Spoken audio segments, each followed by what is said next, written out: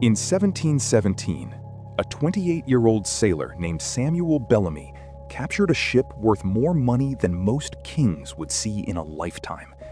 Historians estimate his total haul, in today's money, at over $100 million. He was dead within 8 weeks. And that's the thing nobody tells you about the pirate business. Stealing the money was actually the easy part. Today, we're going to run a pirate ship like a business. Every cost, every revenue stream, every hidden expense, and find out if the most romanticized crime in history ever actually paid. First, let's set the scene. It's the year 1716. The place? The Caribbean. The War of the Spanish Succession just ended, which means thousands of experienced naval sailors are suddenly unemployed, and the ocean is full of Spanish treasure fleets and English merchant ships sailing with skeleton crews. This is the Golden Age of Piracy. And piracy, at its core, is a business. It has startup capital, payroll, operating costs, revenue, and as we'll see, one absolutely brutal problem on the expense side that ended more pirate careers than the Royal Navy ever did. We'll get to that cost later. It's not the ship, it's not the crew, and once you see it, you'll understand why almost every famous pirate died broke, hanged, or both. But first, you need a ship. Here's your first surprise. Pirates almost never bought their ships.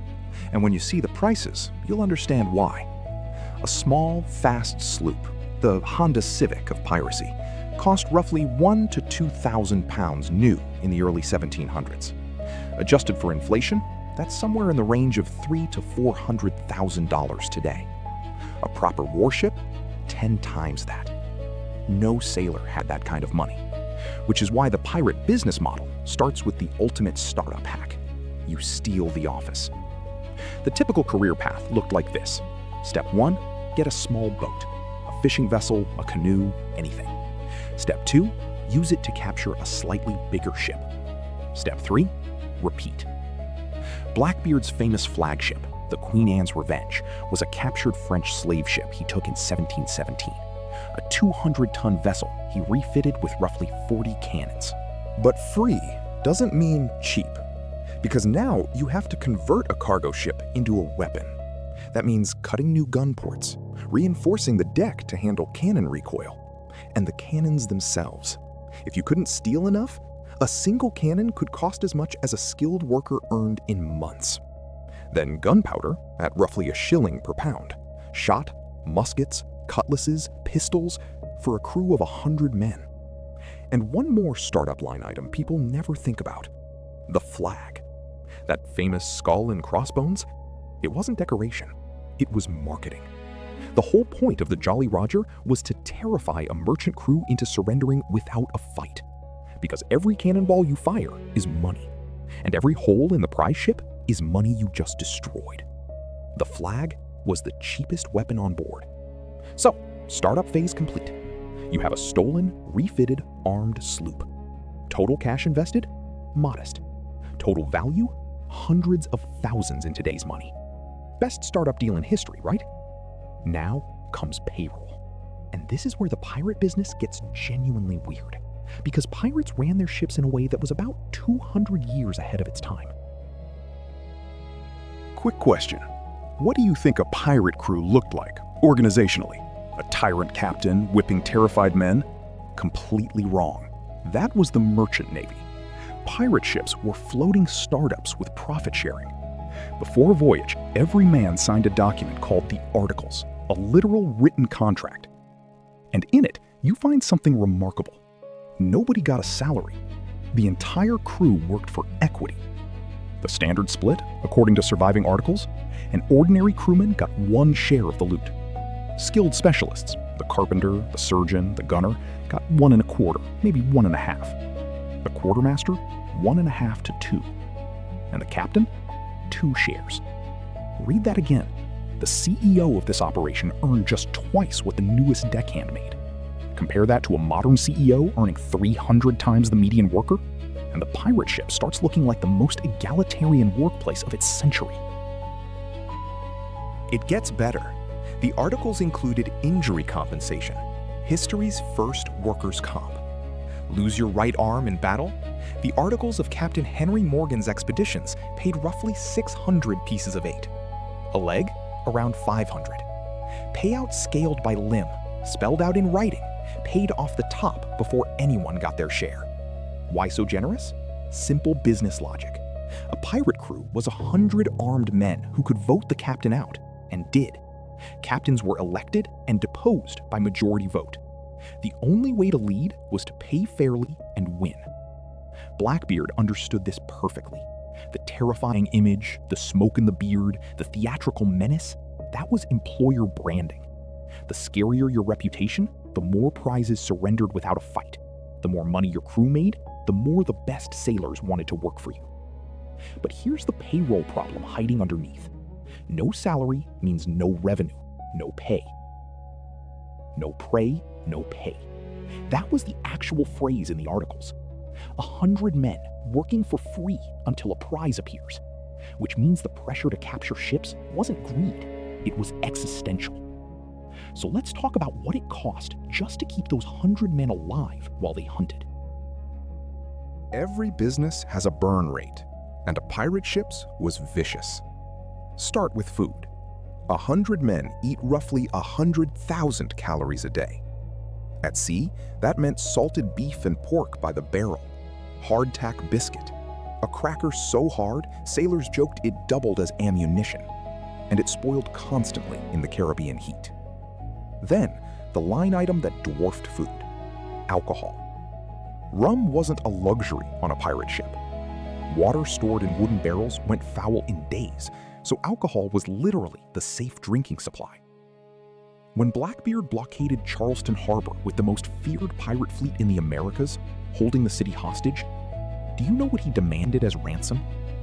Not gold, a chest of medicine. That's how expensive keeping a crew functional actually was. The scariest pirate alive used his biggest leverage play of the year on supplies.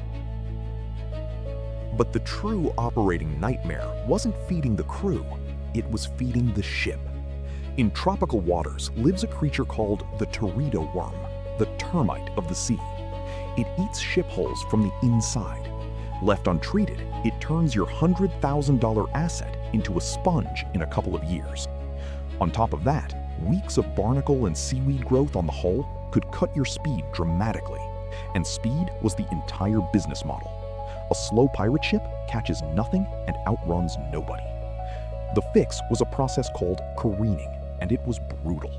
Every 2 to 3 months, find a hidden beach, sail your entire company headquarters onto the sand, tip it over, and spend 1 to 2 weeks scraping, burning, and recoating the hull, while your ship sits defenseless in pieces on a beach. Revenue, 0. Risk, maximum. Imagine a business that has to fully shut down in hiding 4 to 6 times a year just to stay operational.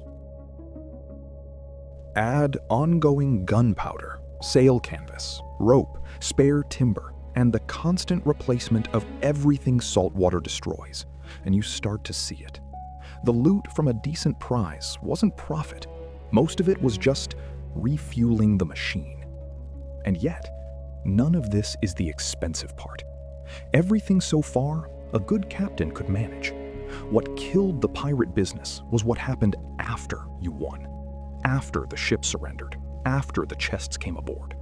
The moment every pirate dreamed of was actually the moment the worst cost of all kicked in. Here it is, the expensive part of owning a pirate ship. You can't actually spend what you steal. Think about what a captured prize really contained. Movie treasure, chests of gold coins, was rare. A real prize was cargo: sugar, tobacco, cloth, timber, slaves, trade goods, barrels of molasses, commodities. To turn cargo into money, you need a market, and you're a wanted criminal. You can't sail into Boston and post a listing, so you sell to a fence, a black market merchant in a pirate haven like Nassau or Tortuga. And the fence knows exactly what you are and exactly how few options you have.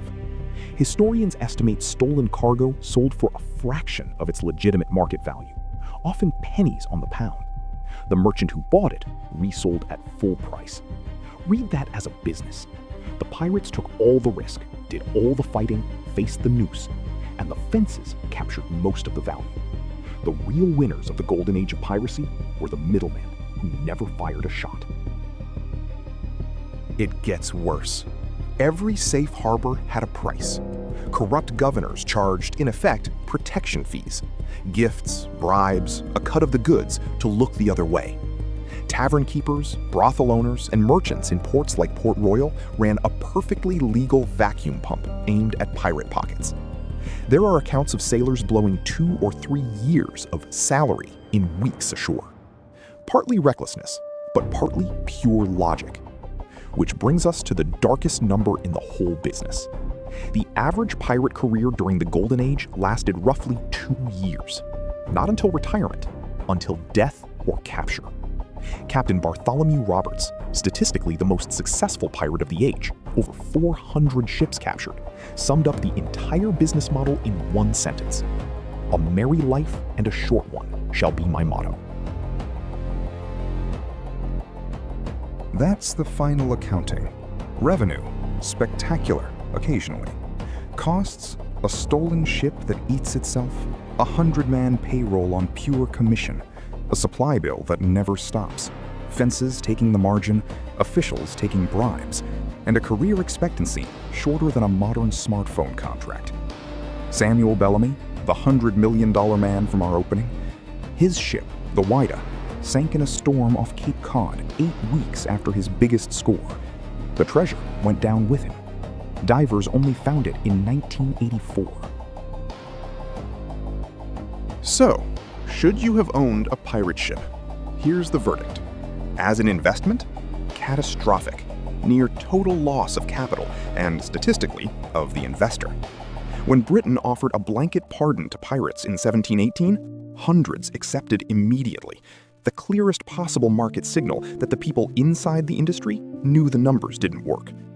But here's the twist worth remembering. As a business school, the pirate ship was centuries ahead. Profit sharing, elected leadership, written contracts, injury insurance, and brand building through reputation. The economics failed. The management ideas won. We just use them now, in businesses where the exit strategy isn't the gallows. The pirates got the noose. The fences got the money. And that might be the most honest lesson in the whole history of business. The fortune usually goes to whoever controls the market, not to whoever takes the risk. If this made you see pirates differently, the next one will break your brain even harder. The economics of owning a medieval castle. Because a castle wasn't a home, it was the most expensive weapons system of its century, and it bankrupted kings. That video is on screen now. We are owning history, where history opens its account books. See you aboard.